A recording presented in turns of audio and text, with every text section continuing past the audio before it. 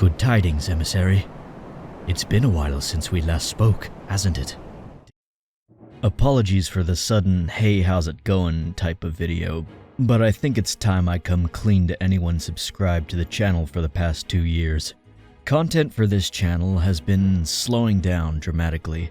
I've been relatively quiet about what's been going on for the past 2 years, but I've been busy assisting with the development, playtesting, writing, and voice acting for Dark Souls, Archthrones, among other things. YouTube struggler, VA. No way.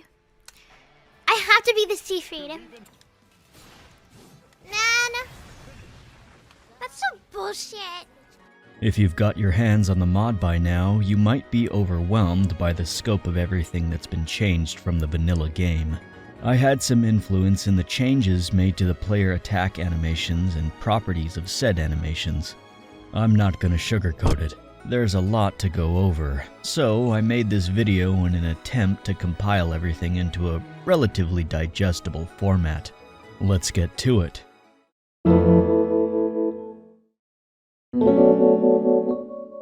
Light load and medium load can make use of backstep guard cancelling, a technique that allows you to cancel your backstep animation on frame 2 onwards to begin your guarding animation. This technique is incredible when used in tandem with the new perfect block mechanics, allowing you to seamlessly transition from backstepping to a perfect block to space your retreat or to retaliate with a guard counter. While I put this technique in the defensive category, I would be lying to you if I told you it's only applicable defensively. The truth is that there are a lot of applications for this technique, both offensively and defensively. I encourage you to experiment with it. Keep in mind that there are no invulnerability frames on these backsteps, so be careful. As for heavy load, your backsteps grant invulnerability on frame 0 to frame 9. These backsteps cannot be guard cancelled at all, so exercise caution when using them, as mistiming them leaves you open to attack for 16 frames after your invulnerability wears off.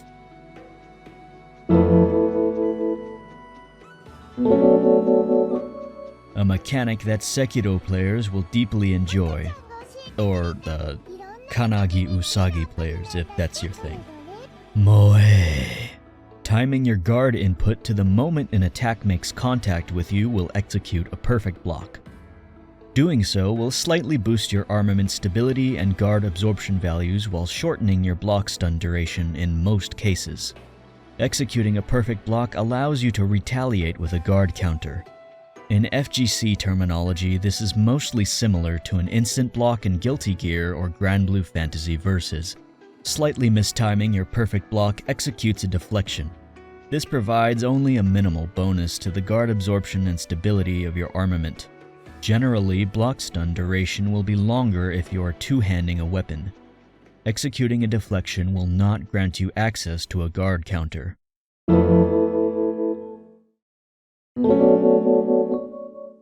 Upon executing a perfect block, pressing the heavy attack allows you to retaliate with a guard counter. These attacks grant super armor on frame 0 for all weapon classes, allowing you to be momentarily immune to most forms of stagger. Use this sparingly as it eats up quite a bit of stamina. There's a time and place for these attacks, but unlike in Elden Ring, the time is now and the place is here. Just try not to get whiff punished.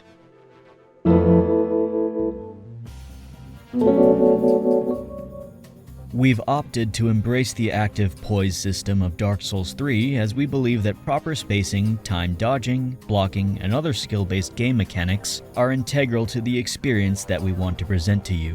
For passive Poise enjoyers, you do have the option to attain this via the Apothecary Flask, but we took the Elden Ring approach of limiting the duration to 10 seconds with 1 ingredient and 15 seconds with 2. With this in mind, active Poise startup has received some slight rebalancing. Some of the faster hyper armor weapons in Elden Ring have deceptively fast active Poise startup. Some of the slower hyper armor weapons in Dark Souls 3 have deceptively slow active Poise startup. The balance is all over the place, but we've reached a middle ground using both games as direction for balancing active Poise. As a general rule of thumb, the slower an attack is, the faster the active Poise startup is. The faster an attack is, the slower the active Poise startup is. The difference in speed only varies by a few frames here and there, but even so, we feel that it's important to get this right. Here's a comparison graphic of the changes made to the neutral light attacks that have active Poise frames. Balancing is a never-ending battle, and considering this is only the demo, some things are subject to change. Even this. I would love to hear your thoughts on these changes after you've played through the demo a bit, as I believe community feedback is important.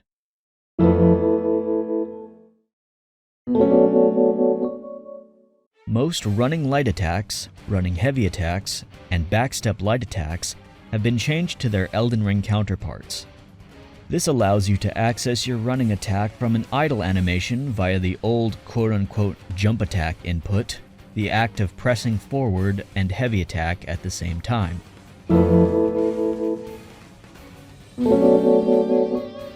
Yeah, of course Archthrones has every Powerstance moveset for every weapon class in the game.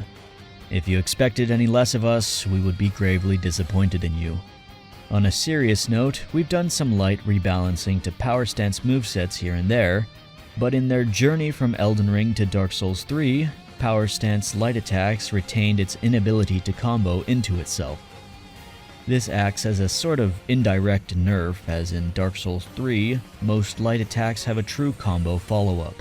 You can, however, combo the light attack of your main hand weapon into your Powerstance light attack follow-up. Most mob-type enemies will not be able to escape this combination of attacks. This ensures that unique paired weapons like Goddards, Sellswords, Onikiri and Ubadachi, and others retain a presence in your arsenal, as these weapons can combo their Powerstance attacks into their weapon arts or their Powerstance follow-ups, like in vanilla Dark Souls 3. To balance out the all-powerful perfect block mechanic, we've buffed its natural hard counter, kick. We've increased the speed of the animation, the tracking, and the root motion, so it's actually useful now.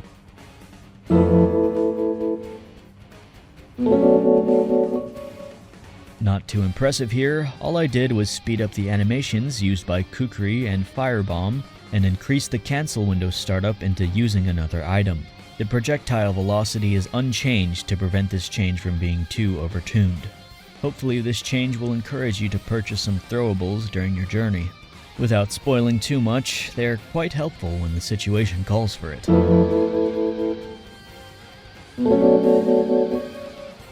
Elden Ring introduced an indirect buff to all of the bigger weapon classes that allowed most neutral attacks to be free-aimed 360 degrees just before the attack comes out. This change was first introduced in Dark Souls, but from Dark Souls to Dark Souls 2, these turn speed properties were reverted. Dark Souls 3 comes around and returns these turn speed properties to every weapon class, except any weapon that can utilize manual attack aiming. Very funny, Miyazaki. History lesson aside, these turn speed changes have been applied to the rest of the remaining weapon classes that didn't get it in vanilla. This will allow bigger weapons to make better use of their larger hitboxes to space attacks with more range of movement. I've applied these changes a little differently than Elden Ring did. In Elden Ring, some of the vertical attacks and thrust attacks are a bit inconsistent to strafe, even at point-blank range. Not in Archthrones. To combat strafing, you have the freedom to free-aim your attack effectively, but the game isn't going to hold your hand against someone or something applying counterplay to you.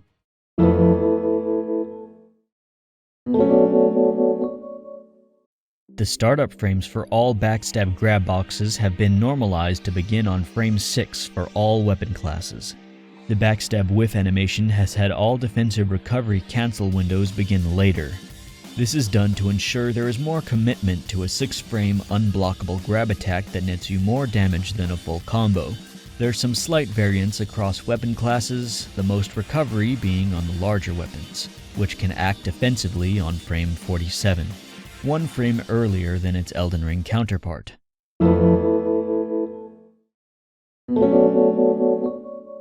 Not all weapon arts were created equally. Some were busted, some were unusable. Vanilla Dark Souls 3 is a mess all around when it comes to weapon art balance. As such, we had to take a good hard look at everything. It's still a work in progress, of course. I'm gonna have to pick up the pace for this segment, so don't fall asleep on me, okay? Quickstep has been adjusted so you can no longer achieve revolving invulnerability frames and higher latency connections. However, you can now cancel into weapon swap or stance swap faster than ever before, allowing you to transition from quickstep to a full sprint in fast succession. You can still of course use this as a dodge, but its true potential lies in its use as a movement tool. Also, ravioli quicksteps are back. Perseverance has been adjusted so its movement cancels are slower. This is done to prevent players from bypassing the combat entirely to turn the game into a backstab simulator. Demonic Flare has been sped up slightly, however it's still quite slow, possessing nearly a full 2 seconds of startup before any hitbox is active. To compensate for this, it boasts super armor on frame 7, momentarily rendering you immune to most forms of stagger. Be careful when you use this, as there's no damage reduction event to bail you out of a bad trade. All versions of Stomp are slightly faster. The follow-up attack of each one provides you super armor to prevent you from being staggered. The turn speed of the follow-up has been increased drastically, allowing you more freedom to aim the attack. The attack is still quite slow, taking a tad more than a full second to come out, but I think the other changes made will help all versions become more useful. Iron Club has Wild Strikes as its weapon art, have fun. Hold's light attack follow-up is a tad faster, modeled after its Elden Ring counterpart. Stance on the Greatsword weapon class has a slightly faster light attack follow-up. The heavy attack travels a little bit further when locked on. Warcry heavy attacks on axes are faster as to prevent you from embarrassing yourself when using them. That covers mostly everything that's available in the demo as far as weapon arts go. I made a few more changes to other weapon arts, but none of those weapons are available in the demo at this time, due to lore reasons.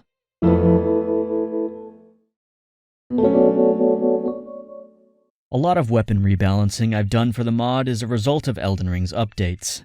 Many things have changed about Elden Ring's balance in the last 2 years. Some good, some questionable.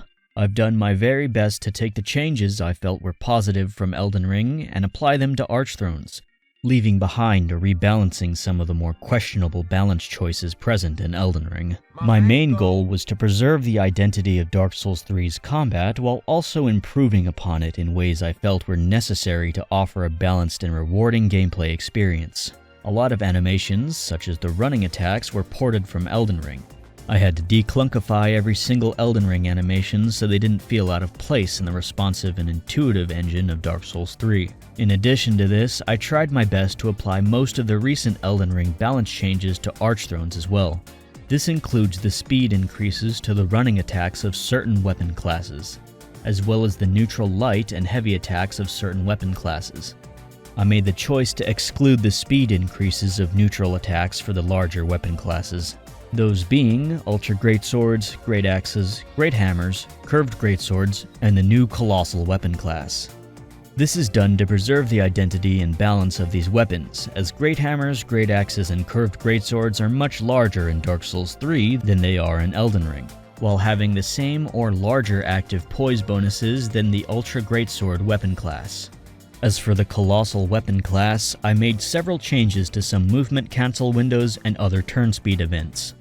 I aimed to make this class more akin to the Great Hammer weapon class in Dark Souls 3. Using this weapon class should feel far less clunky and unresponsive now in Archthrones. Admittedly, there's a lot of other small changes not mentioned here. I think eventually I'll make a proper list of changes once I get the time. Thanks for watching and enjoy the mod. Until next time.